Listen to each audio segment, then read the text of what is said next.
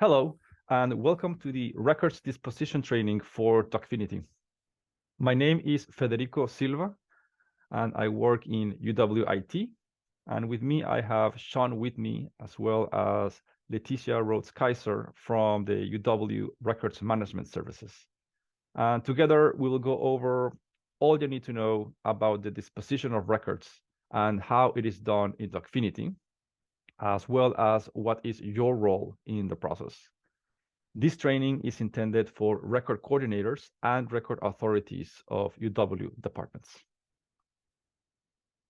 The agenda for today, the training is divided into two blocks.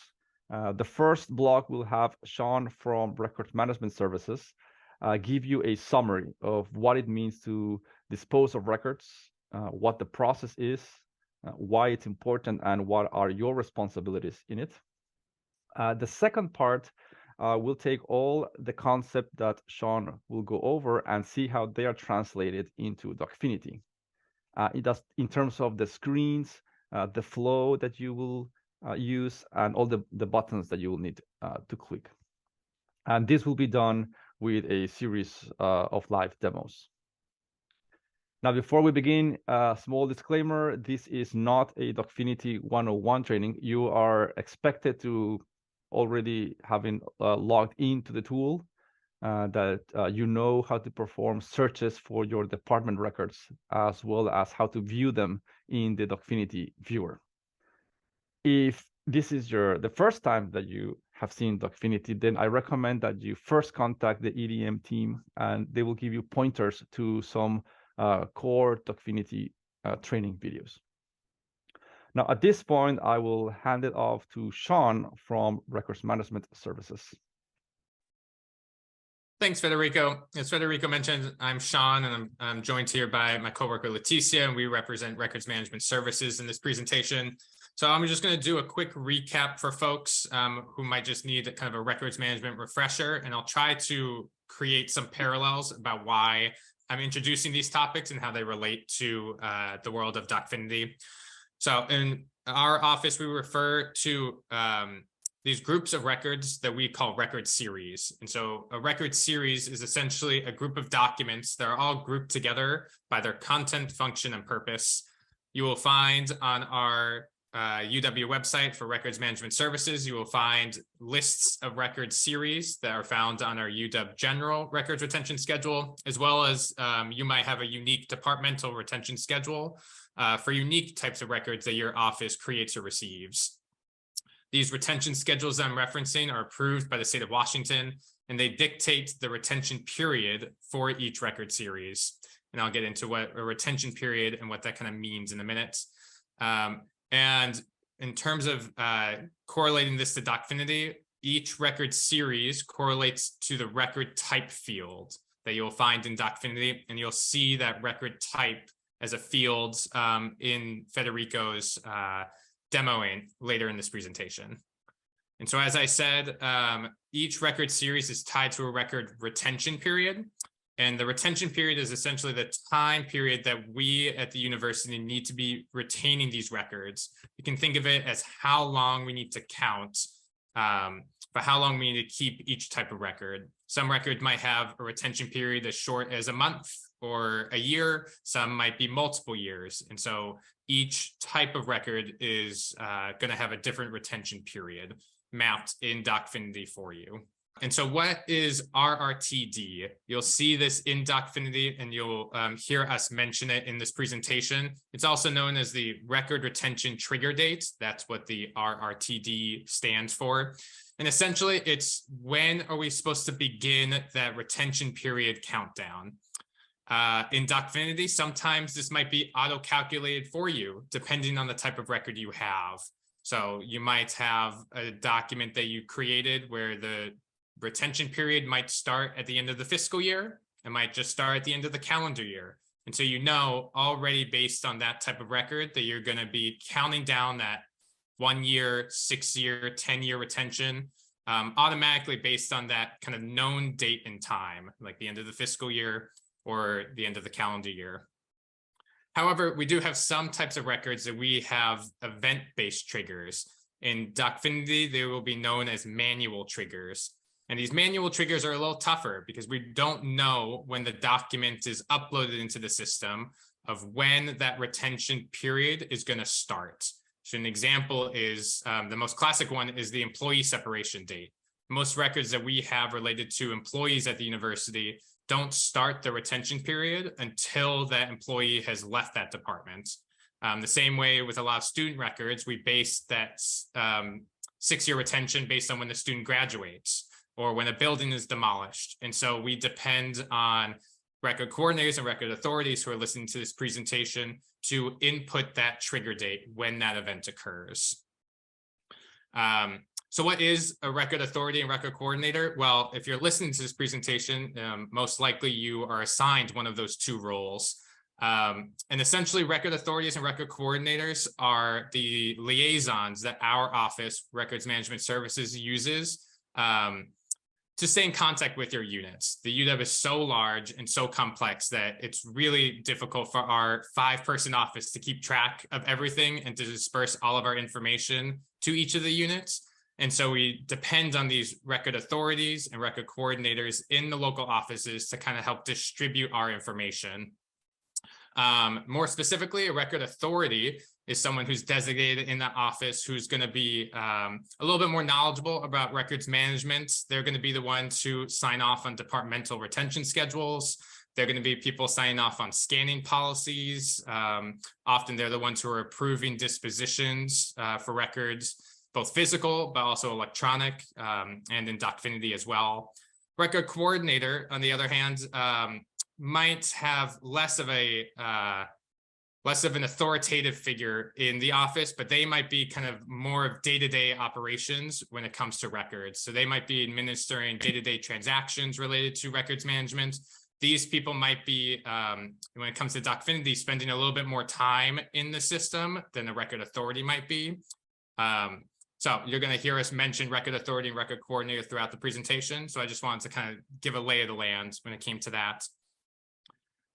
We talk about purging a lot in records management. The idea of purging is that when records have met their the end of their retention period, once that employee has left the university and it's been 3 years since they left, once that student has left the university and graduated and it's been 6 years, for instance, after that point, we need to then purge the record. And purging is this permanent destruction at the end of that period of those records.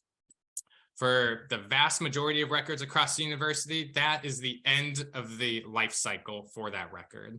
You'll see a sub-bullet here that mentions archives, and we have a very small subset of records at the university that once hitting their final retention period, before actually destroying them, we actually are going to send them to the UW archives. And so these subset, very tiny amount of records have legal, fiscal, historical value that essentially want to keep as a permanent record at the university. And so I just want to mention that. We'll kind of talk about a little bit of this process when it comes to disposition approvals in DocFinity.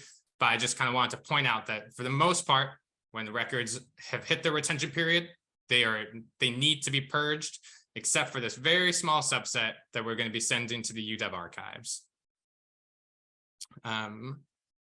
So why is disposition important? Well, first is the law. In Washington State, we were required to dispose of records at the end of their legally approved retention periods.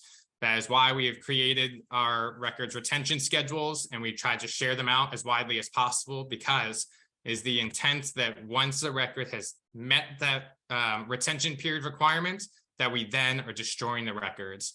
And we are exhibiting this same practice when it comes to records in DocFinity.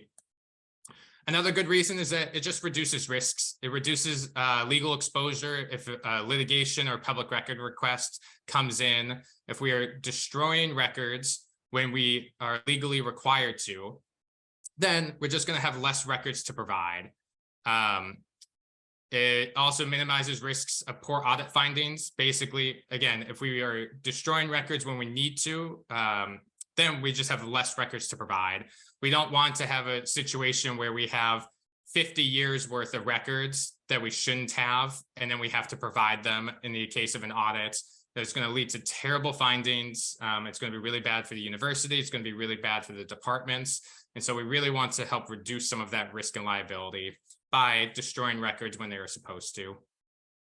And then lastly, I just want to mention why disposition is so important, is that we really have this multifaceted review when it comes to records, particularly building in this presentation and explaining that review process that's going to involve both the key stakeholders in the office, as well as our office in records management services, and ensuring that all records are properly disposed when they need to be.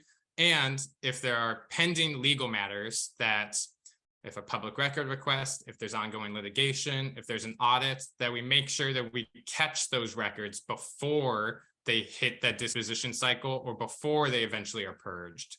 So we really are trying to build DocFinity as a compliant means for following the legal retention periods and then catching records before they are purged if they need to be held for legal reasons.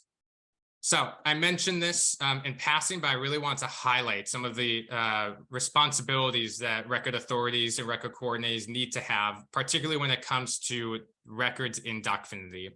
And so I mentioned these event-based triggers that when you upload a record to DocFinity, you might not know that on the day that you uploaded it, when that record retention trigger date might occur.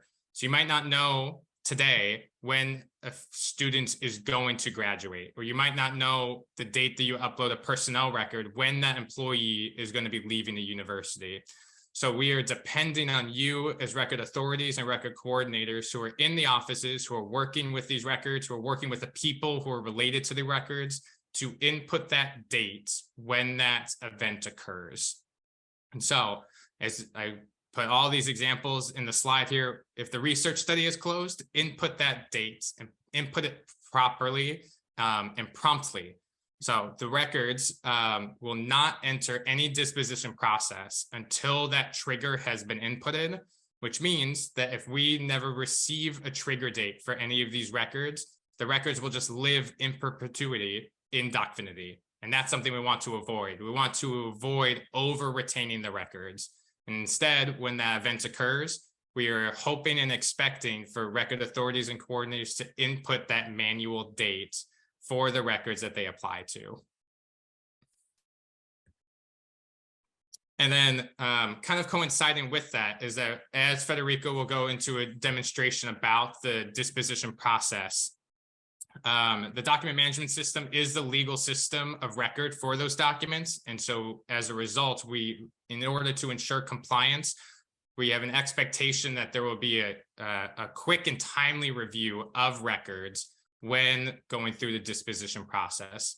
As Federico will explain in a couple slides from now, the very first step in the process is going to start with the record authority and the record coordinators.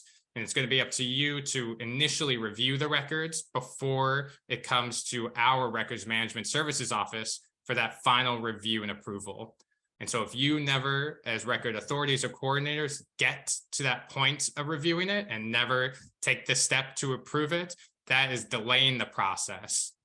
And so we really are expecting you to take some ownership and authority when it comes to this disposition approval process, and try to be on top of it. Schedule time. We're going to have, as Federico will explain, we've built some great notifications that will be in DocFinity. You'll get email notifications and really easy tasks that you will be able to easily see to do this work. But we just want to remind you that we are expecting some timely review. We are not wanting a job to come over, email to you, and then for you to wait 6 months to do it. So we want this kind of timely review for these records to be destroyed quickly and promptly. So this is a nice visual, kind of the timeline of records in DocFinity, but you can also think of it outside DocFinity. You think of it in the same way with paper or anything else, that the initial ingestion is when you as a user are uploading the record to DocFinity. It's someone's initial offer letter, it's the student's initial paperwork, it's initial research data for whatever research you're doing in your office. That record is going to be living and being used in that system. And at some point, that record retention trigger date is going to occur. That employee is going to leave. Thank you, Federico, for using the cursor to explain there. At some point, that employee is going to leave. At some point, that student's going to graduate. At some point, that fiscal year has finally hit. And that record retention trigger date is what's going to start the retention period up above. So that length of time there is the retention period. It might be as short as 1 year. It could be as long as 30 years, depending on your types of records. And at some point after that 30 years from that date has occurred, that's when the disposition is going to start. And then we're going to have ideally a very short process that will be this disposition approval flow. And this is where Federico is going to start taking up some of the demo of how this process is going to work and what that flow will look like.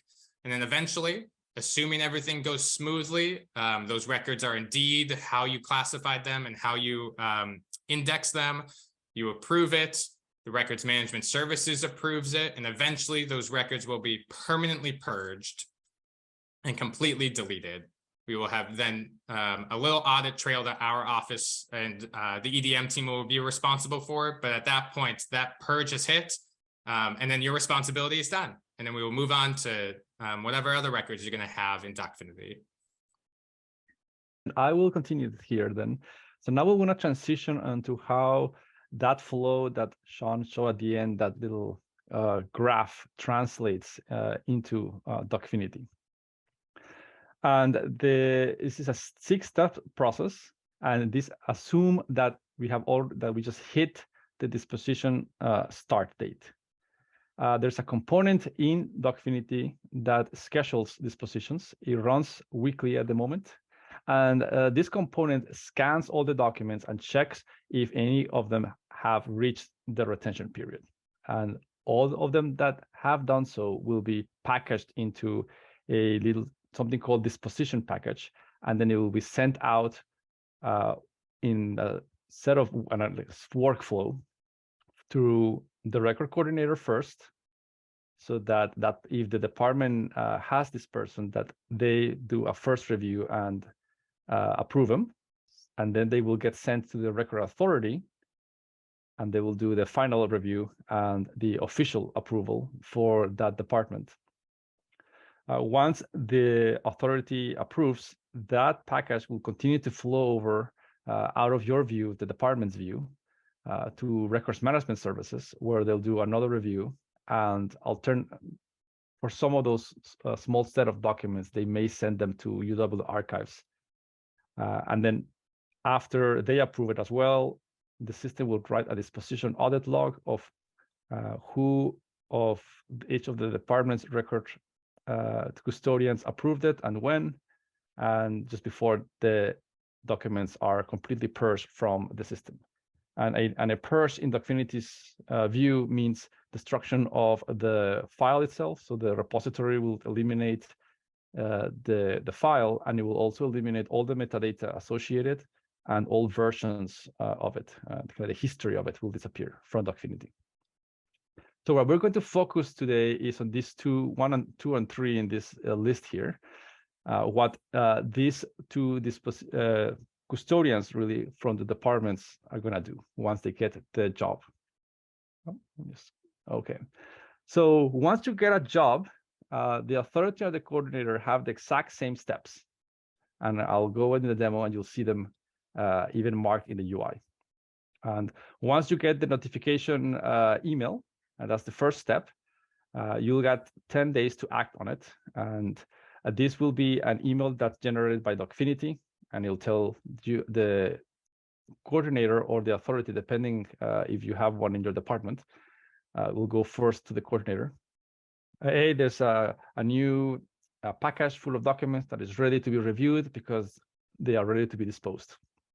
And that's the entry point. When you click on that email, DocFinity will load, and you can be able to proceed to step 2, which is to open the job in DocFinity's UI. And the job has 3 tasks. First, there will be an instructions so that you can, a refresher. There will be a way to inspect the documents in the package. So all of the documents that are ready to be disposed, you can view them and review them. and then give a formal approval whether to proceed with the disposition. Last but not least, you'll complete the job. So let's look at a demo here, because sometimes it's easier when you see the UI itself. I have to go from here. All right, so we're here in DocFinity, and let's assume that you have already received the email. And I'm not able to show it here because I don't have my Outlook up, but as you will get an email, and that will be your primary way of getting notified that a disposition package is ready to be reviewed. For record coordinators and authorities, you will have a new workspace available called Job Assignments. And if you click on there, some panels are going to open. First is the Job View panel. Here on the left, that will show how many jobs are kind of queued up for you. And in this case, I am logged in. I'll scroll over to the right here.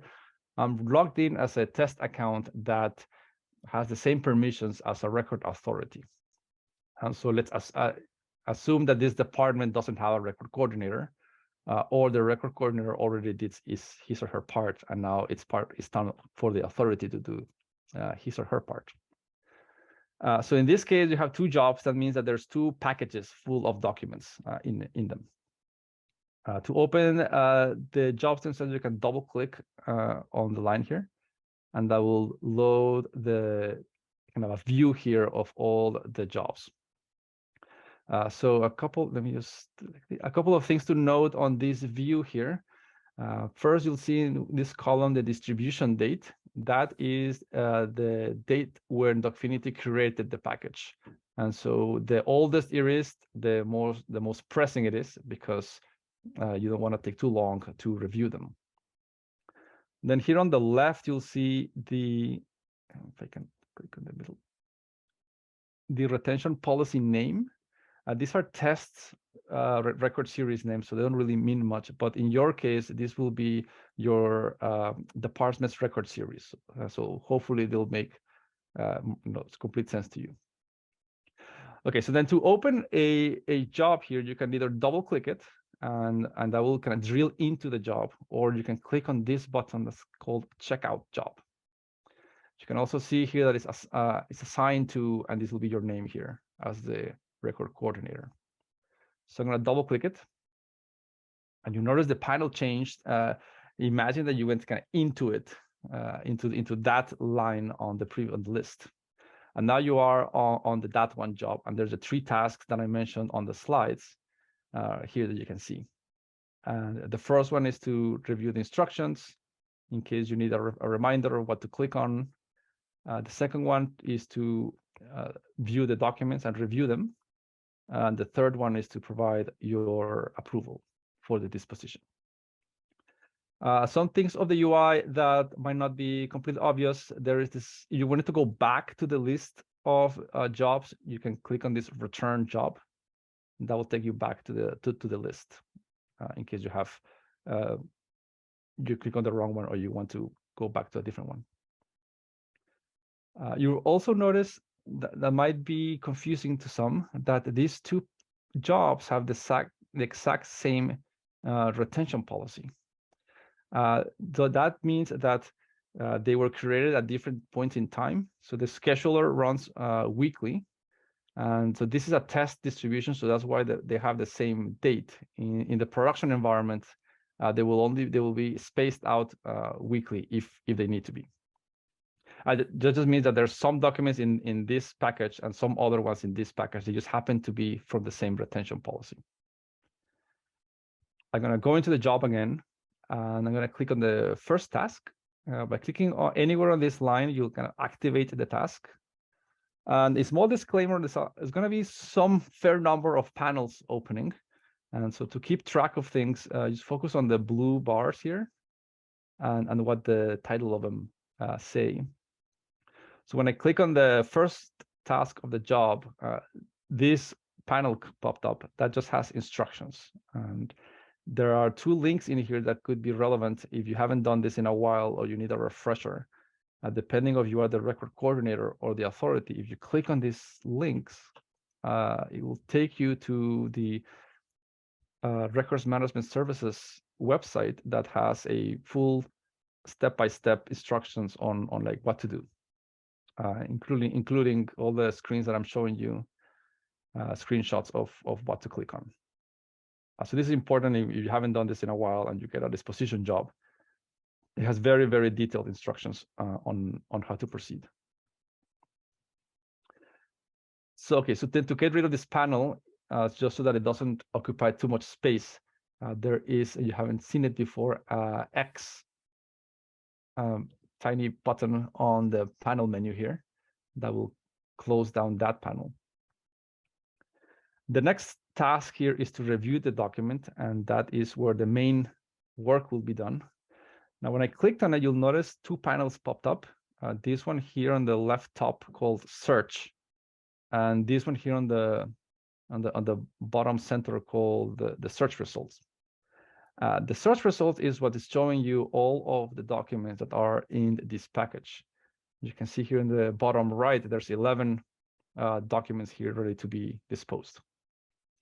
These search results have all of the metadata columns, like a full explosion of all the metadata columns for the documents.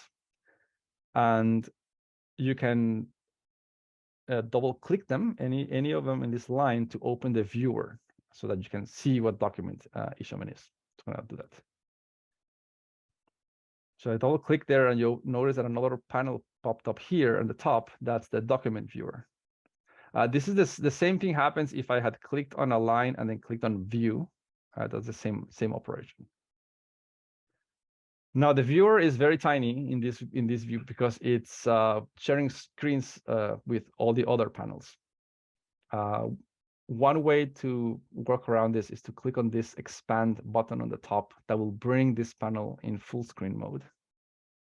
And you can also, in the bottom left, there is a zoom control so that you can make it a little bit bigger. In order to page to the document, if it has multiple pages, there is the pager on the bottom right. So this one has 2 pages, and this is a test document. Another thing that you can do is use 2 buttons that don't really have a text, but in the bottom right, there's 2 buttons that allow you to move to the next document in the set. So of all those 11 that we have, this will move me to the next one. Now they all look the same in this demo because I uploaded the same document for all of them.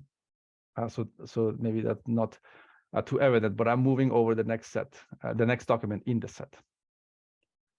This button here will restore the panel to its original place here in the top, in case you need to go back to the search results. Keep in mind, as with DocFinity, you can move these panels around. So I usually like to put the viewer in the bottom and then kind of collapse it until I need it again. And that is something you can do as well. Other things that might be useful for you as the department custodians is to export all these results. This is probably manageable because there's only 11. There might be cases where there's a lot more documents in the package, and you can only see 100 maximum per page in the results panel here. So a way to explore and analyze all of the data of all the documents is to export all of the results to a spreadsheet. And this will be a CSV that you can open in Excel, for example. And this button right here. So when you click it, you'll get this notification here that DocFinity is preparing the CSV for you to download. And you'll get an email saying when that is ready, so you can download it and open it in Excel. Other things to note is that these columns are not sortable. So it's a little bit different than your department searches, where you usually can click on the columns to sort. That is not available in this result panel, but it is available here on the left here, where you can choose to sort through here. So you choose what column to sort by, and ascending or descending. And when you click search, that will get applied into here. Now on my test set, they all have the same data, so this sorting is not really showing the difference, but that is how you would search the results for. Okay, so let's assume that you have reviewed the documents, the trigger dates, which is probably the most important one to look at. It seems okay. The documents also seem okay. You want to proceed with approval, and that will be this last task. You'll notice that some tasks have this little asterisk next to them. Those are the required tasks, so you cannot complete this job until you've done step 2 and 3.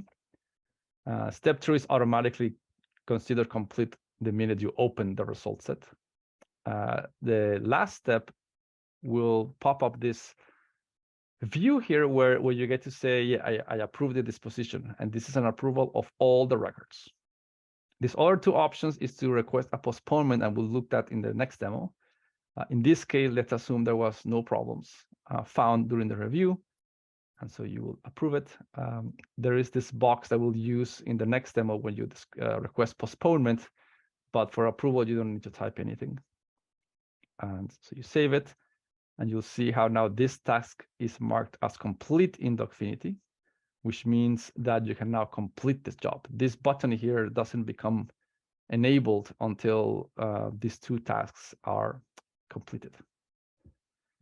Now, some common questions that I've heard is people getting nervous or freaked out when they close stuff by mistake.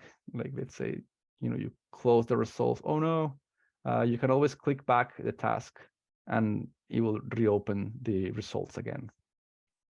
You can also return well, you don't want to return the job once you complete it, but if there's too many documents to review, you can do it like in the next day, just return the job, and the next day you can keep going.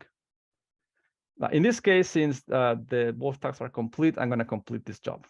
Now, this will take it out of my job queue, and in that flow, it will send it to the next person in the workflow. In this case, it will send them down to the Records Management Services office to continue the disposition process. But from the department's point of view, you're done with that package.